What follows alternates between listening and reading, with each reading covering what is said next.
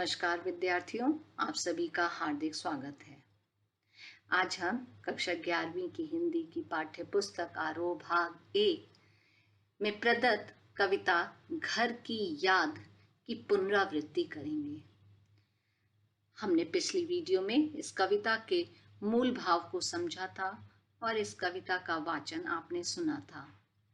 आज की वीडियो में हम घर की याद कविता से अति लघुत्तरीय प्रश्नों का अभ्यास करेंगे, जिससे कविता का भावार्थ और भी अधिक आपके समक्ष स्पष्ट हो जाएगा। जैसा कि आपको बताया था कि भवानी प्रसाद मिश्र जी ने यह कविता तब लिखी थी जब वह आज़ादी के आंदोलन में भाग लेने के कारण अंग्रेज़ों द्वारा जेल में बंद कर दिए गए थे। 1942 के दौर की यह बात है।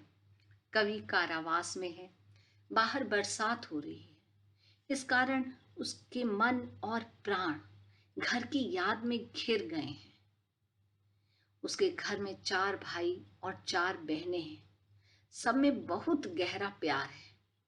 कवि की माँ अनपढ़ है, किंतु वे ममता की मूर्ति हैं। उस माँ की स्नेह धारा का प्रसार कवि कारावास तक अनुभव करता है। कवि के पिता चिरायु हैं। उन पर बुढ़ापे का तनिक भी प्रभाव नहीं है। वे अभी भी खुलकर हंसते हैं, दौड़ लगाते हैं। वे अत्यंत साहसी हैं। उनकी वाणी में बादलों जैसी गर्जना है। उनके कार्य में तूफान की तेजी है। कवि मन ही मन कल्पना करता है कि आज उनके पिता नित्य की तरह व्यायाम करने आए होंगे तो उनकी भी आंखों में भवानी की याद होगी। उनके पिता भवानी को सोने पर सुहागा कहते रहते थे। कवि सावन को अपना संदेश वाहक बनाता है और उससे प्रार्थना करता है कि वह उनके परिवार को यह संदेश दे कि वह जेल में खुश है। वह जेल में पढ़ रहा है, लिख रहा है, काम कर रहा है, सूत काटने में व्यस्त है, चरखा चला रहा है। वह पेट भर भोजन करता है, खेलता कूदता है और मस्त रहता है। कवि उसे सावधान करता है कि वह गलती से भी उसकी वास्तविक स्थिति की खबर परिवार वालों को न दे। कवि सावन को चेतावनी देता है कि वह गलती से भी उसके घर को यह न कह दे कि वह बहुत उदास और बेचैन है। तो आइए प्रश्नों का अभ्यास हम करते हैं। पहला प्रश्न, घर की याद कविता के कवि का क्या नाम है? भवानी प्रसाद मिश्र। भवानी प्रसाद मिश्र जी की कुछ रचनाओं के नाम बताइए। तो सतपुड़ा के जंगल, सन्नाटा, गीत फरोश, बुनी हुई रस्सी इत्यादि। साहित्य की दुनिया में कविता का गांधी किसे कहा गया है? भवानी प्रसाद मिश्र जी को। भवानी प्रसाद मिश्र जी पर गांधी जी का अत्यधिक प्रभाव था। घर की याद कविता में कवि ने किस दुख को व्यक्त किया है? कौन सा दुख इस कविता की मूल संवेदना है?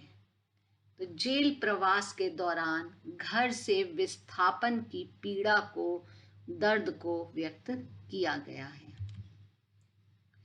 बहुत अधिक पानी गिरने से कवि का क्या तात्पर्य है? यहाँ पर कवि बहुत अधिक पानी गिरना, एक तो बरसात होना है ही, परंतु इसका प्रतीकात्मक अर्थ भावुक होने से भी है कि कवि की आंखों से भी घर की याद में निरंतर आंसू बह रहे हैं। कवि के कितने भाई हैं? 4 भाई।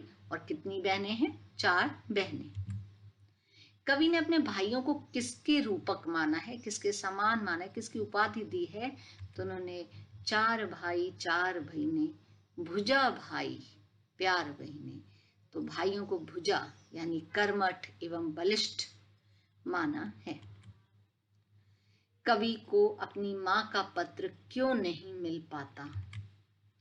क्योंकि कवि की माँ को पढ़ना लिखना नहीं आता, अतः वह पत्र नहीं लिख सकती। कवि के पिताजी की क्या विशेषताएं हैं? कवि के पिताजी पर बुढ़ापे का प्रभाव नहीं है। वह प्रतिदिन व्यायाम करते हैं उनकी आवाज बादल की गड़गड़ाहट के समान है, गर्जना के समान है। वह बुढ़ापे में भी 208 दंड लगाते हैं, नित्य व्यायाम करते हैं, मुग्दर हिलाते हैं और प्रतिदिन गीता पाठ भी करते हैं। पिताजी किसके लिए रोए होंगे? कवि कल्पना करता है कि उनके पिताजी की आंखों में आंसू होंगे। तो यही प्रश्न है कि पिताजी किसके लिए रोए होंगे? तो पिताजी अपने 5वें पुत्र अर्थात कवि भवानी प्रसाद मिश्र जी के लिए रोए होंगे। भवानी प्रसाद मिश्र जी को वह अपने 4 बेटों में सोने पर सुहागा के समान मानते थे। माँ ने पिताजी को क्या कहकर समझाने का प्रयास किया होगा?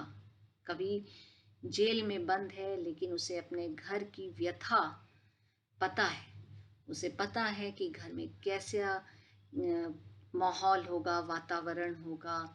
माँ पिताजी को क्या समझा रही होंगी, जिसका जिक्र उन्होंने अपनी कविता में भी किया है। तो माँ ने पिताजी को कहा होगा कि देश सेवा करना तुम्हारी ही तो सीख है, जिसका पालन भवानी ने किया है। अगर वह अपने लक्ष्य से पीछे होता और इस लीक पर देश सेवा की जो सीख तुमने दी है उस परंपरा का निर्वाह न करता तो मेरी कोख को लजाता। तुम्हारे रोने से परिवार का मनोबल कमजोर पड़ेगा, अतः उसे याद करके मत रो, भवानी जेल में ठीक होगा। इन बातों से ही माँ ने पिताजी को समझाया होगा, ऐसा कवि कल्पना करता है। कवि प्रवास के दौरान बीत रही अपनी जेल प्रवास के दौरान बीत रही अपनी आप बीती परिवार को क्यों नहीं बताना चाहता? क्योंकि कवि अपने परिवार वालों को अपनी दुर्दशा के बारे में बताकर दुखी नहीं करना चाहता। कवि की जेल में वास्तविक स्थिति क्या है? क्या वह वास्तव में शेर भर भोजन कर रहा है, डट कर खेल रहा है, कूद रहा होगा? नहीं, कवि तो अत्यंत पीड़ा में है, वह अत्यंत दुखी है, निराश है, उसे घर की याद आ रही है। वह मौन रहता है और उसे लगता है कि जैसे वह अपनी पहचान ही भूलता जा रहा है। धन्यवाद।